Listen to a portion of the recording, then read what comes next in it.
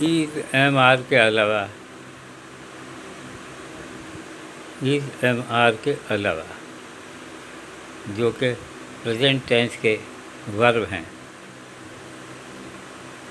हमारे पास इंग्लिश देती है वाज वर्ब और विल शैल।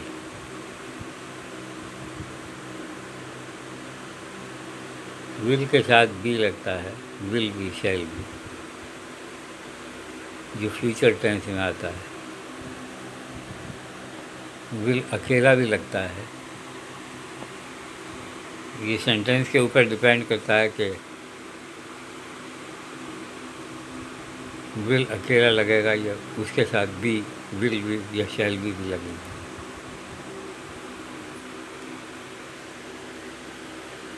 तो पहले देखते हैं वाज वर्ब।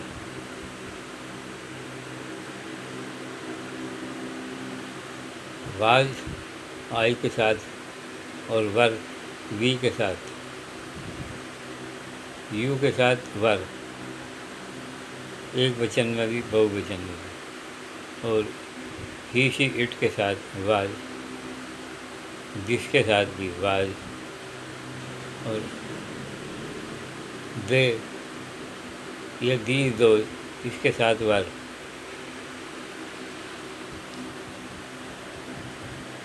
बाकी तो मैं सब जैसा समझा चुका हूँ, पहले वैसा ही रहेगा। मैं फिर भी सेंटेंस बना के बताऊँगा आपको और समझाऊँगा कि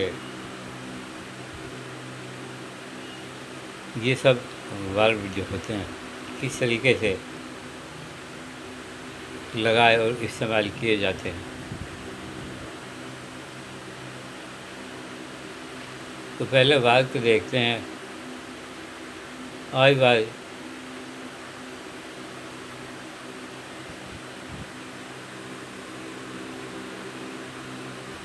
या यूँ कहो कि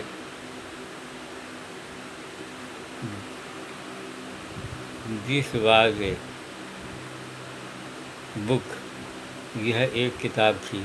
सेंटेंस बनाना सीख लें, उसके बाद तो जैसी ज़रूरत होगी उसी तरीके से बनाया और बोला जाएगा। पर अभी ये सीखते हैं कि इसका प्रयोग कैसे होता है और किस तरह के से वाक्य बनाए जा सकते हैं। तो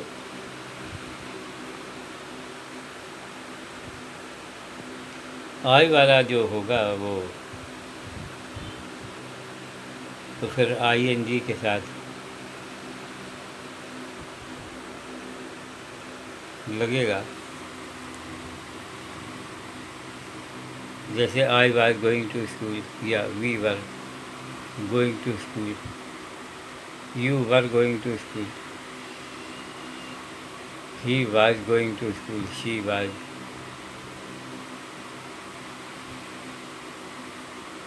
या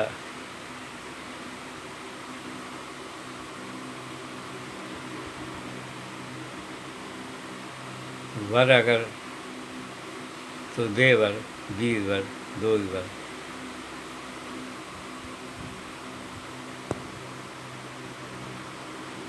जहाँ तक इट का सवाल है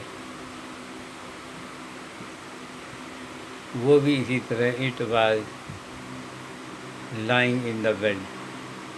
इट मतलब जैसे कोई कपड़ा हो, कोई कंबल हो, कोई तकिया हो, बिस्तर पे पड़ा था। It was lying in the bed. किसी का पेन लिखते लिखते कोई भूल गया हो तो हाँ भाई ज़रा मेरा पेन ढूंढ के ला के दो। वो बिस्तर पे बैठा था, पता नहीं कहाँ छूट गया। दूसरा वो जाए है भाई जो बिस्तर पे पड़ा था, it was lying in the bed. क्या पेन बिस्तर पे पड़ा था, it was lying in the bed. तो इस तरीके से होगा वाज का प्रयोग। जैसे ही वाज गोइंग टू स्कूल, वह स्कूल जा रहा था। I was going to school, मैं स्कूल जा रहा था। We were going to school या you were going to school. We were मतलब हम जा रहे थे और यू वर माने तुम जा रहे थे। एक या ज़्यादा ये बात बाद की होगी यू के साथ। तुम अकेले भी जा सकते हो और बहुत सारे भी जा सकते हो, समझे। We were doing the business, हम ये काम कर रहे थे। या हम ये व्यापार कर रहे थे। वी वर मेकिंग मिस्चीफ, हम शरारत कर रहे थे। ठीक है, तो इसमें वर का प्रयोग आ गया।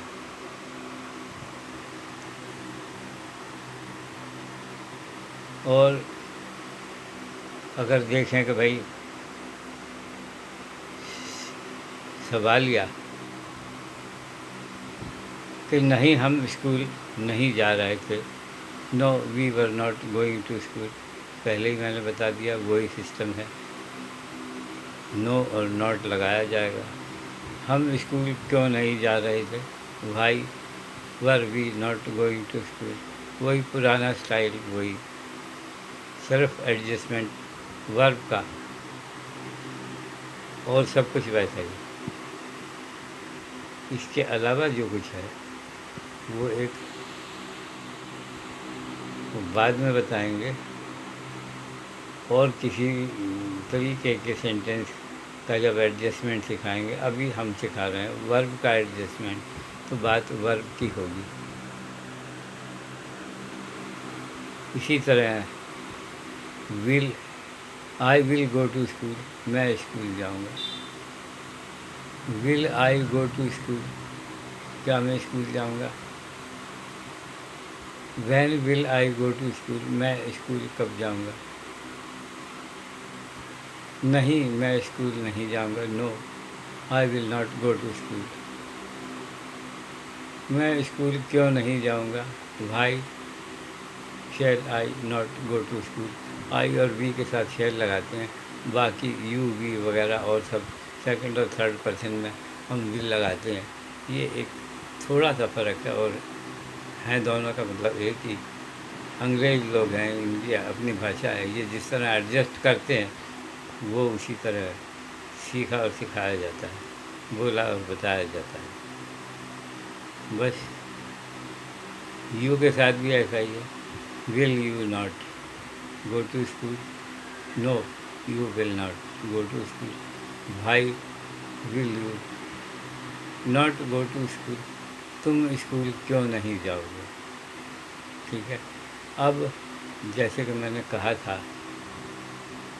कि इसमें विल भी लगता है, तो वह स्कूल जा रहा होगा। He will be going to school, वह स्कूल जा रहा होगा। बी माने होना, और विल बी माने होगा। डू माने करना, और विल बी डूइंग माने कर रहा होगा।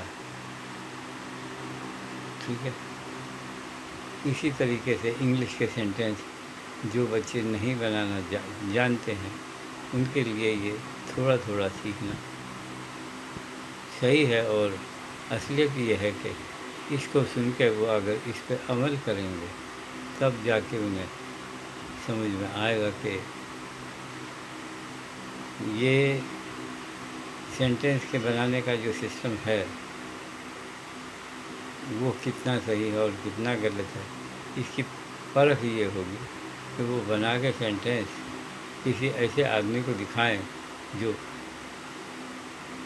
बता सकता हो उन्हें कि सही या गलत। अगर मुझसे पूछना है तो 7048973753 पर फ़ोन करके मुझसे भी पूछा जा सकता है। किसी भी टाइम कोई भी बच्चा या बड़ा अगर फ़ोन करता है मुझे इस मामले में, तो मैं अगर सो भी रहा होऊंगा तो उठ के बता दूंगा कि भाई ये बात ऐसे थी और ये बात ऐसे नहीं थी। मुझे बहुत खुशी होगी अगर कोई बच्चा सुने और पूछे, क्योंकि लोग कहते हैं पूछ वो ही सकता है जो अपना दिमाग किसी चीज़ को सीखने में लगाता है। ये बात ठीक है, जब हम सीखते थे तो हम तो सिखाने वालों की खोपड़ी चाट लेते थे, ऐसी झड़ी लगाते थे सवालों की। जब भी ज़रा भी हमें समझ में नहीं आता वहीं पढ़ाने वाले को रोक देते थे, साहब इसका क्या मतलब है। एक आध दफ़े तो मास्टरों ने ये भी कहा कि ये बच्चा बहुत सवाल करता है, पहले मैं इस चीज़ को सिखा दूं कि ये क्या होती है, ये नहीं तो ये फिर पूछेगा मास्टर जी ये क्या है, ये कैसे होता है। फिर मुझे रुक के वो बताना पड़ेगा, इसलिए मैं पहले ही बता दूँ। तो यही मैं कहता हूँ कि आप इनको ध्यान रखिए और पढ़िए, समझिए और पूछिए। आज का पाठ इतना ही।